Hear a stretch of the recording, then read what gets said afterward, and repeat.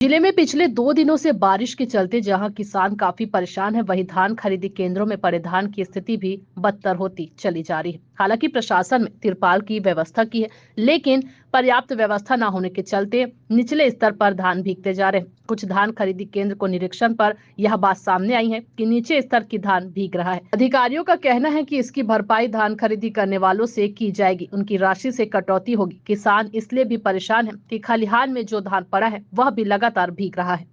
बीते 2 दिनों से लगातार बारिश के चलते जिन किसानों ने धान को काट लिया है किंतु अपनी खलिहान तक नहीं ला पाए हैं, उनके लिए यह वर्षा मुसीबत का सबब बन गया है। भीगने के बाद जहां धान की उनकी गुणवत्ता खराब होगी, वहीं मंडी से खरीदने नहीं, इससे उन्हें भारी नुकसान भी होगा। वहीं दूसरी ओर लगातार वर्षा के चलते ईंट बनाने वाले मजदूरों की रोजी रोटी चली गई है, तो दूसरी ओर ईंट के खराब होने से ठेकेदारों को भी इसे बेच नहीं पाएंगे। यह वर्षा किसानों के लिए भारी मुसीबत लेकर आई है। बीते 2 दिनों से गरियाबंद जिले के लगभग 85 केंद्रों में धान की खरीदी बंद कर दी गई है। खरीदी केंद्रों में पर्याप्त त्रिपाल की व्यवस्था न होने के चलते नीचे का धान भीग रहा है। यहाँ पर एक बात तो स्पष्ट है कि धान की खरीदी के बीच अधिकारियों के द्वारा पर्याप्त देखरेख न होने के चलते धान भीग चुके हैं। भीग चुके धानों को लेकर समितियों पर जिसके चलते उन्हें नुकसान उठाना पड़ेगा।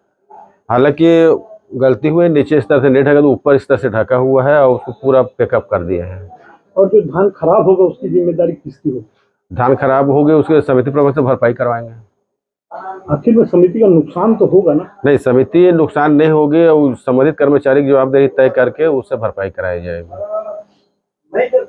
1 तारीख तक की खरीदी 10,06,732 कुंटल 80 किलो खरीदी किया गया है और उसमें से 61,662.80 किलो का क्विंटल का परिवहन हो चुका है और शेष धान अभी के 3,96,070 कुंटल शेष है। कितना भुगतान हो चुका सर? इसमें लगभग 209। गरियाबंद से फारूक मेमन की रिपोर्ट।